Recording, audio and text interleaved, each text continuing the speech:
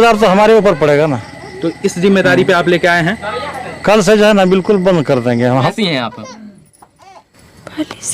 पहले से ठीक है। आवाज आपकी नहीं निकल रही है, मैं समझ सकता हूँ। कल को कुछ अनहोनी होगा तो वो बचेंगे नहीं। सो इधर से भी राइट है हमारा कि हम सूचना दे के छोड़े हुए हैं। बहुत सारी बातें, कुछ भी होगा तो वो फंसेंगे। छोटू के पिताजी ऑफ कोर्स। आपको नहीं लगता है कि कहीं ना कहीं आपका भी दोष है इसमें? कैसे मेरा कैसे दोष है? मेरा दोष एक है कि हम प्रशासन को कॉल नहीं कर पाए। प्रशासन को कॉल इसलिए नहीं कर, मेरा दिमाग काम नहीं किया तभी। क्या हम क्या पता है कि उसको जान से ही खतरा कर देंगे। कौन सोच सकते हैं किसी को घर में बंद करेंगे तो जान से चला उसको मार देंगे। मेरी बात पहले सुनिए, हम आप लोग से रिक्वेस्ट करते हैं। मेरी अभी पूरी तरह से तबीयत ठीक नहीं है।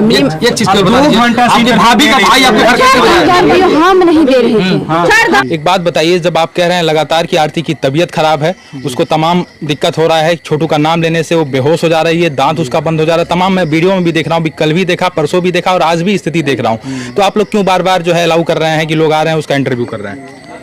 लोग मानते नहीं कहता। एक सेकेंड क्या इसी लाचार में हम क्या इसीलिए आप आरती को लेके आए थे? इसी जिम्मेदारी पे आप आरती को लेके आए थे कि यदि कल आरती को कुछ भी हो जाता है तो इसके जिम्मेदार कौन होगा?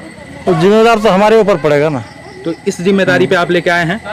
कल से जो है ना बिल्कुल बंद कर देंगे हम। जिनको स्टेटमेंट लेना होगा उनको हम देंगे, चाहे जिस तरीका से हमसे पूछे। ये ठीक होने के बाद आप स्टेटमेंट दिलाइए सर, हमको कोई आपत्ति नहीं है, लेकिन आप यदि रिस्पॉन्सिबल हैं, आप यदि जिम्मेदार हैं, आप ये कह के कोर्ट में आप ले आए हैं आरती को कि उसका पूरा देखभाल करेंगे, तो यदि कल को कुछ भी होता है तो जिम्मेदार उसके आप होंगे। मेरे ऊपर पड़ेगा, ये बात सच है। सर आपको एक वीडियो दिखाना चाहता हूँ, इस वीडियो को जरा सबसे पहले आप गौर से देखिए, जहाँ एक तरफ कहा जाता है कि आरती की तबीयत खराब है और तमाम मीडिया में आके आरती इंटरव्यू दे रही है, सवाल पूछा जा रहा है, उसका जवाब दे रही है। सबसे पहले सर आप ये वीडियो देखिए हमारा। अब देखिए, सवाल पूछा गया, अब आरती बेहोश हो गई अचानक, फिर इसका इसकी जो है छोटू की माताजी आरती के मुंह में हाथ लगा के और दांत का और नाक दबाती हैं। फिर इसे थोड़ी देर के बाद आप देखेंगे पानी का छींटा मारा जाता है।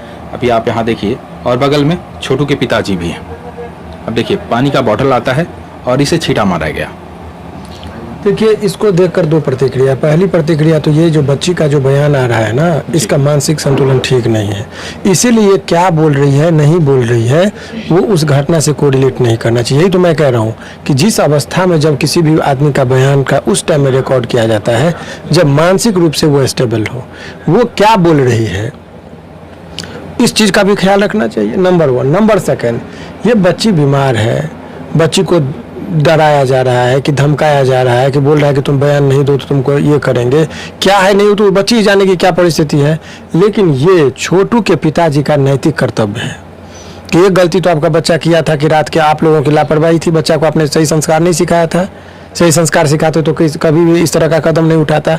तो आप लोगों की लापरवाही की वजह से बच्चा ऐसा हो गया, और अभी भी गलती पर गलती किए जा रहे हैं कि उस बच्ची को घर में रखे हैं और मीडिया के सामने उसको बार बार बोलने के लिए वो प्रेरित करते हैं। उनको ये लगता है कि मीडिया में बोल देगा तो उसको सजा हो जाएगा। अरे भाई, सजा उसी के बयान पर होना होगा, तो कोर्ट में जो बयान देगी उसका महत्व है। इसीलिए उस बच्ची को जो है सो जान माल की सुरक्षा जो है, वो तो बयान काम लेने के लिए उसको रखे हुए हैं। बयान हो जाएगा उसके बाद उसको हटाने के फिराक में हो गई है।